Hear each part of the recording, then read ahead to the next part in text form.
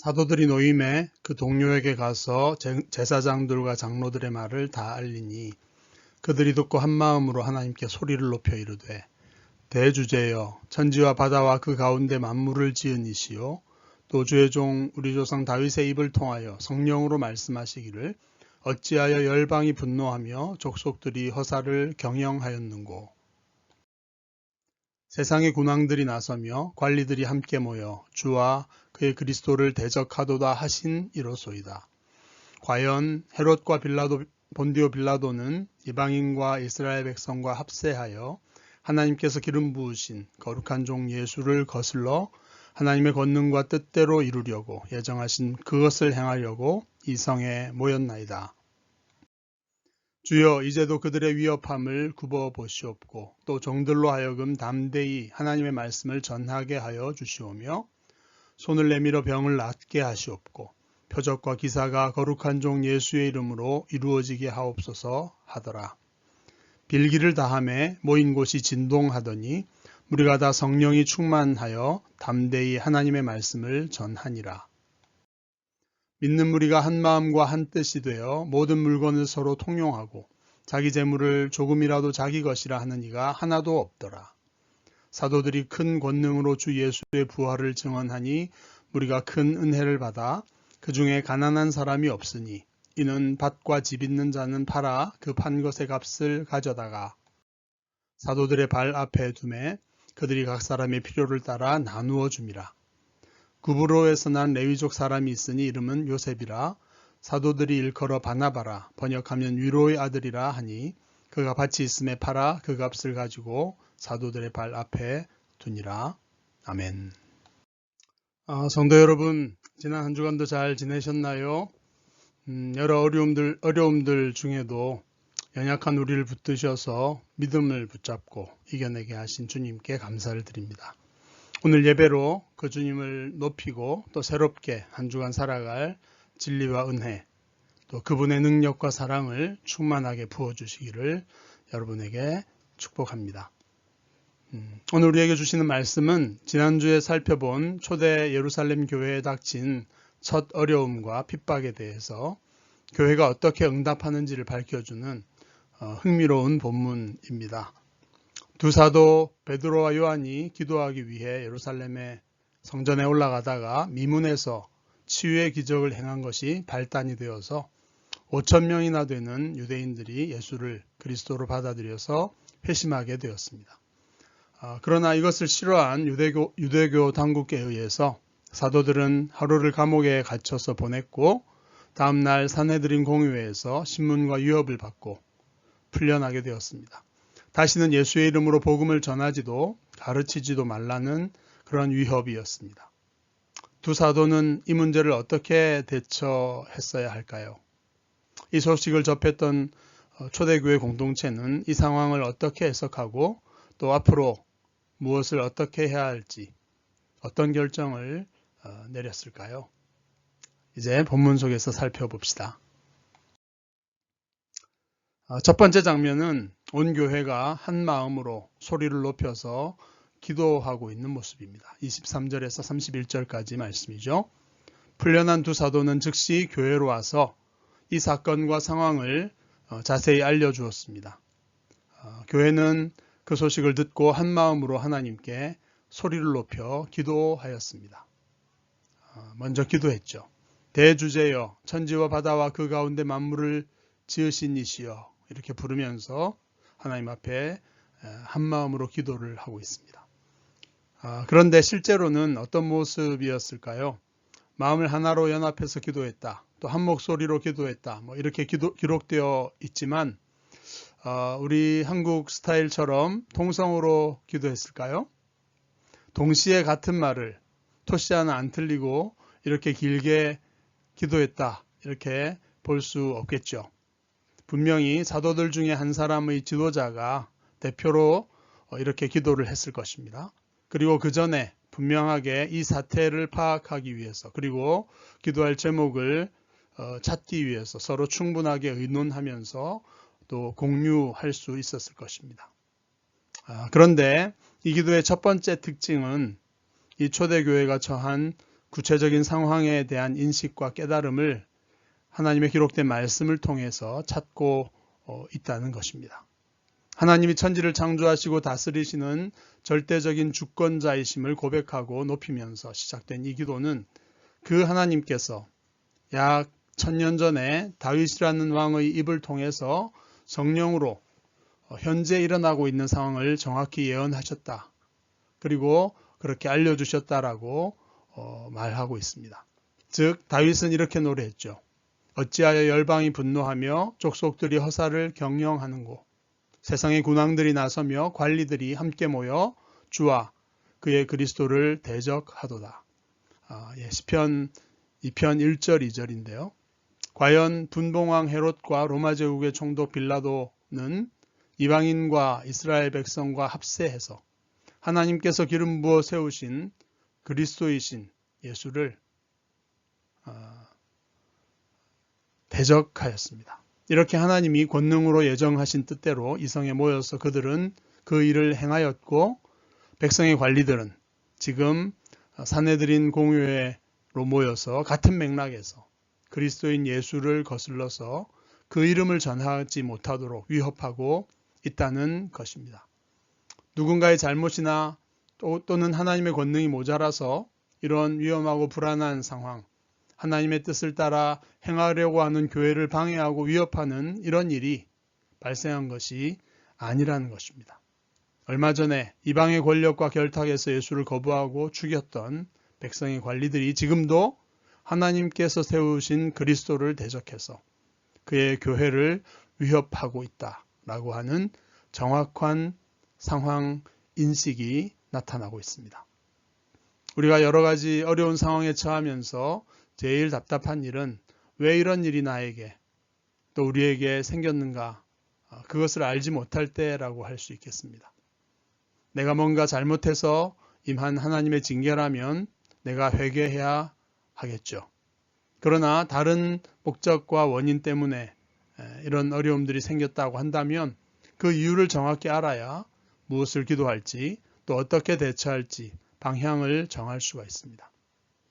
여기에서 중요한 것은 하나님의 말씀을 폭넓게 알고서 또 지금의 상황에 가장 맞는 하나님의 말씀을 통해 하나님의 뜻을 해석해낼 수 있는 영적인 통찰력과 분별력이라고 하겠습니다.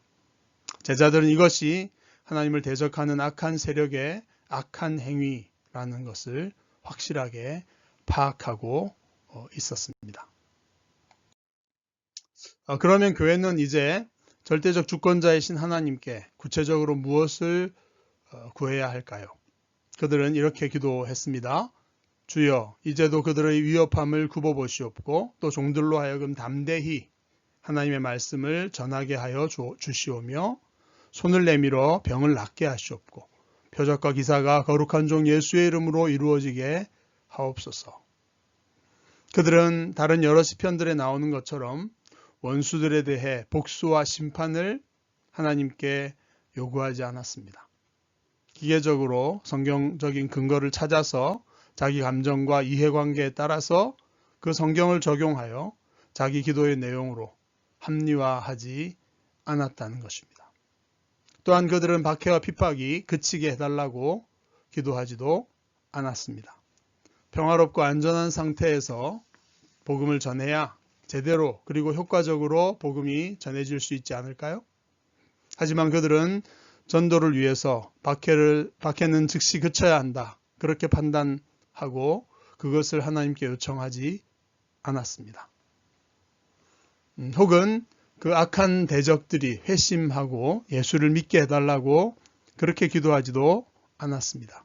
아마 저라면 이런 기도를 제일 중요하다고 생각하고 그렇게 기도했을 것 같습니다. 하지만 초대교회는 다른 사람들의 변화가 아니라 자신들을 위해 기도하고 있습니다. 결과가 아니라 과정입니다. 기도의 초점은 다른 사람의 반응에 있지 않았고 자신들의 순종에 있었습니다. 주님의 종들인 자신들에게 담대함을 주셔서 박해와 위협 속에서도 하나님의 말씀을 계속 전할 수 있게 해달라고 그렇게 기도한 것입니다. 그들은 이런 위협을 스스로 이겨낼 수 없음을 먼저 고백하고 있습니다. 하나님께서 이런 상황을 계속 살펴보시고 자신들에게 자신의 능력으로 할 수 없기 때문에 자신에게 필요한 능력과 용기를 공급해달라고 요청하고 있는 것입니다. 또한 이 말씀이 선포될 때에 병이 낫고 권세와 능력이 나타나게 해주셔서 거룩한 종 예수의 이름을 하나님께서 증거해달라고 기도합니다. 하나님의 말씀을 전하는 것은 자신들의 일이라고 받아들이고 있습니다. 그러나 핍박 속에서 그것이 가능할 수 있도록 하기 위해서는 하나님께서 담대함을 주셔야 한다는 것입니다. 그리고 그 말씀을 전할 때 그 말씀이 진리라는 것을 증거할 표적과 기사도 하나님께서 보여주셔야 합니다. 여하간 그들은 마음을 결정했습니다. 위협 속에서도 그것을 이기고 복음을 계속 증거해야 하는 것이 우리 예수님께서 보여주신 길이었고 그런 태도였고 그렇게 해야 될 주님의 뜻이었습니다. 원수와 대적하는 자들을 없애버리거나 그들을 피하지 않고서 내면의 담대함을 가지고서 그 모든 상황을 부딪히고 극복해야 한다. 이렇게 결정을 한 것입니다. 권력자들의 거부와 공격 속에서 복음은 더 큰 능력과 권세를 나타내는 그런 방식으로 전해진다라는 것을 깨달은 것입니다. 그리고 그 참된 왕의 권세와 또 사랑의 능력이 나타나야지 사람들은 이 복음을 깨닫고 굴복하게 된다는 것입니다. 이 기도는 하나님의 마음과 뜻에 합한 기도였습니다. 이 기도가 끝나자마자 제자들이 모인 곳이 진동하였고 그들은 다시 성령으로 충만하게 되어서 담대하게 하나님의 말씀을 전하게 되었다라고 기록하고 있습니다. 올바른 기도의 응답으로 성령의 충만한 능력을 힘입게 된 것입니다. 해야 할 일을 능히 감당하게 하시고 다시 성령의 권능을 충만하게 받게 된 것입니다. 그렇다면 오늘날 우리의 기도는 무엇입니까? 지금 우리가 처한 상황을 우리는 어떻게 파악하고 있고 또 구체적으로 무엇을 구해야 할지 우리 교회 공동체로서 우리는 기도할 내용을 바로 알고 또 한마음으로 그것을 공유하고 있는가? 이런 질문을 우리 스스로에게 던져봐야 하겠습니다. 주께서 이런 연합된 기도의 공동체가 되게 해주셔서 성령 충만한 능력을 가지고 이 시대의 복음을 증거하게 우리를 사용해 주시기를 바랍니다. 아멘. 두 번째 장면은 이런 핍박 속에서 초대교회가 한 마음과 한 뜻으로 모든 재물을 서로 나누는 공동체였다는 것을 보여줍니다. 32절에서 37절까지 말씀이죠. 누가가 이 시점에 이미 2장에서 전반적으로 보여주었던 이런 공유의 공동체의 모습, 이것을 다시 부각해서 4장에 와서 강조하고 좀 더 상세하게 기술하고 있는 데는 어떤 의도가 있었을 것입니다. 그는 초대교회가 한 마음과 한 뜻이 되어 이렇게 행하였다라고 강조합니다. 세상의 거부와 위협 속에서 말씀과 기도로 영적인 면에서 하나의 공동체성을 회복하였다면 그것은 너무나도 자연스럽고 당연하게 물질과 실제적인 차원에서의 하나됨, 나눔을 통한 하나됨이 나타나게 된다는 것을 보여주는 것입니다.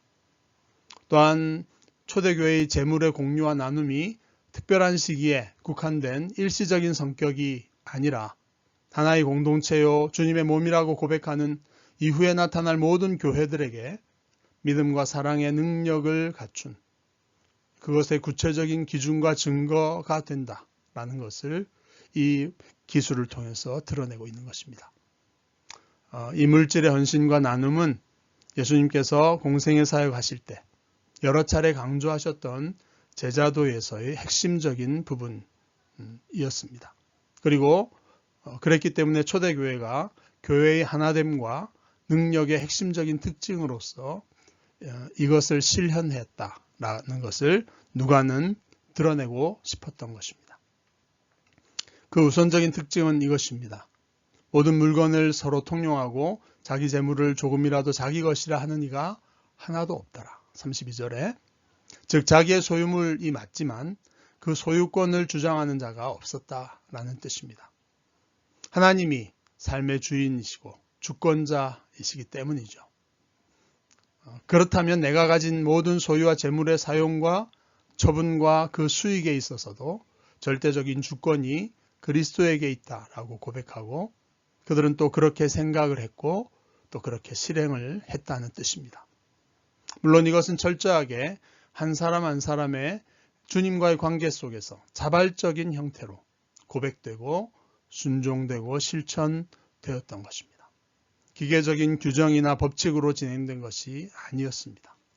이 점은 그 당시에 유대 광야에서 수도원처럼 생활 공동체를 이루고 살면서 바리새파보다 더 철저하게 율법을 실천하려고 추구했던 에세네파라고 하는 쿰란 공동체와 매우 대조되는 그런 방식이었다라는 것을 볼 수 있습니다. 그 사람들은 엄격한 내규를 따라서 그 공동체에 입회하는 절차에 따라 모든 소유물을 공동체에 바쳐야 했습니다.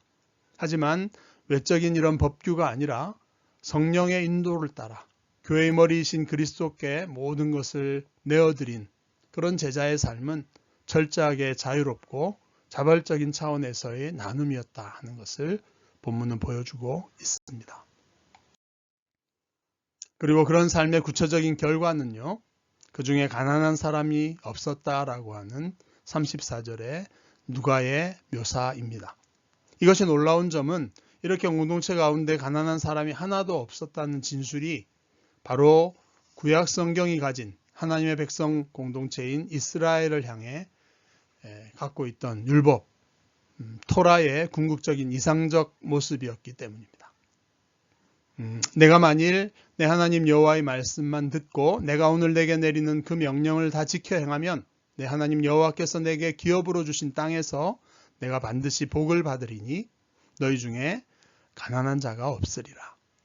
신명기의 가장 중앙부, 가장 핵심 부분에 나오는 그런 15장 4절 5절의 말씀입니다. 분명히 누가는 이 구약 율법의 이상이 이곳 초대교회 성령의 공동체에서 실현되었다는 점을 의도적으로 강조하고 있습니다. 이것이 하나된 공동체의 구체적인 능력이기 때문입니다. 그들은 자기 밭과 집을 소유했고 그것을 그대로 소유한다고 해도 아무도 압력을 행하지 않았습니다. 다만 스스로 형제자매의 필요를 보고 주님께서 주시는 마음의 감동에 자연스럽게 순종하기로 결정을 하고 스스로 그것을 팔아서 주님께 드렸을 뿐입니다. 그 판 것을 사도들의 발 앞에 두었다라는 그 표현이 여러 번 반복되고 있습니다. 이것은 이제는 예루살렘 성전이 아니라 제자들이 모인 교회 공동체에 주님께서 임재하신다라고 하는 고백이며 또 교회에서 주님을 대변하는 지도자들이 사도들이었기 때문에 그 발 앞에 두었다라는 것은 바로 주님 앞에 드렸다라는 뜻입니다. 그리고 사도들은 각 사람의 필요를 따라 그것을 나누어 주었다라는 것입니다. 그러면 제자들은 구체적으로 자기 집과 밭을 내가 팔아야 될 것인가 말 것인가 그것을 어떻게 결정했을까요? 그 공동체적 나눔을 경험했던 그 자리에 있었던 두 지도자가 후에 기록했던 말씀에서 그 힌트를 발견할 수가 있습니다. 만일 형제나 자매가 헐벗고 일용할 양식이 없는데 너희 중에 누구든지 그에게 이르되 평안히 가라, 덥게 하라, 배부르게 하라 하면서 그 몸에 쓸 것을 주지 않는다면 무슨 유익이 있겠느냐. 이와 같이 행함이 없는 믿음은 그 자체가 죽은 것이라. 야고보서 2장 15에서 17절까지 말씀입니다. 야고보는 형제자매가 물질적인 필요가 있을 때 쓸 것을 나누어 주지 않으면 이것은 행함이 없는 죽은 믿음이다. 그것을 대표하는 모습이라고 지적을 하고 있습니다. 살아있는 믿음, 참된 구원을 증명하는 믿음의 표현은 행함으로 나타나야 된다. 그리고 그것은 구체적인 물질의 나눔에서 나타나야 한다라는 것입니다. 주님께서 그들에게 일용할 양식을 공급하기를 원하신다라는 것이 전제되어 있죠. 그리고 내가 그 필요를, 그 지체의 필요를 알게 되었다면 그것은 바로 나를 통해서 주님이 그 지체에게 필요를 공급하고 싶어 하신다. 라는 의미라는 것입니다. 주님 앞에서 내 재물을 내 것이라 주장하지 않는다면 그는 그 믿음을 행함으로써 표현해야 마땅하다라는 것입니다.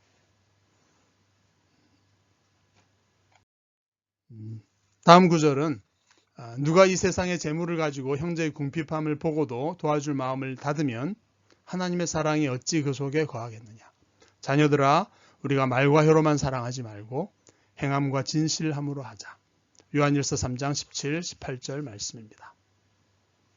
사도 요한 또한 형제의 궁핍함을 보고도 도와줄 마음을 닫아버린다면 내 안에서 하나님의 사랑을 몰아내는 것이다 라고 경고합니다. 말과 혀로만 하는 사랑은 실체로서 사랑이 존재하지 않는다는 것입니다. 행함으로 그 진실함이 증명되어야 그 사랑이 우리 안에 거하고 존재한다는 것입니다. 이처럼 복음의 핵심인 믿음과 사랑이라고 하는 반응은 구체적으로 형제의 궁핍함에 대한 우리의 나눔이라고 하는 행함으로써 실현되어야 합니다. 그럴 때에 불신과 냉혹한 이 세상, 그 어디에서도 찾아볼 수 없는 진정한 믿음과 사랑이라는 것이 그리스도의 복음의 강력한 증거로서 밝게 드러나게 되는 것이기 때문입니다. 하나님께서 율법을 통해 꿈꾸셨던 그 중에 가난한 사람이 없다라고 하는 이 이상적인 하나님 나라의 공동체가 이 세상 속에 실체로서 그 모습을 드러내게 될 것입니다. 그리고 이렇게 나눔을 통해서 하나된 공동체는 주 하나님과 그리스도의 임재와 통치를 세상에 강력하게 증언하게 될 것입니다. 아멘. 함께 기도하겠습니다. 하나님 아버지, 위협과 두려움 속에서 하나님의 말씀을 통해 기도할 방향을 깨닫고 한 마음으로 기도했던 초대교회의 모습을 기억합니다. 오늘 우리가 처한 상황에서도 구체적으로 하나님의 뜻을 분별하고 한 마음으로 기도하여 성령의 충만한 응답과 능력, 담대함을 회복하기, 또 복음을 증언하는 시대적 사명을 잘 감당하는 기도의 공동체 될 수 있도록 우리를 인도해 주십시오. 또한 우리가 가지고 있는 재물과 소유에 대한 주권이 주님께 있음을 실제적인 나눔을 통해 드러낼 믿음과 사랑을 도와주시옵소서. 이기심과 헛된 욕망에 사로잡혀 살아가는 이 어두운 세상에 강력한 복음의 빛을 드러내는 그런 교회 공동체를 이룰 수 있도록 우리를 인도해 주시옵소서. 예수님의 이름으로 비옵나이다. 아멘.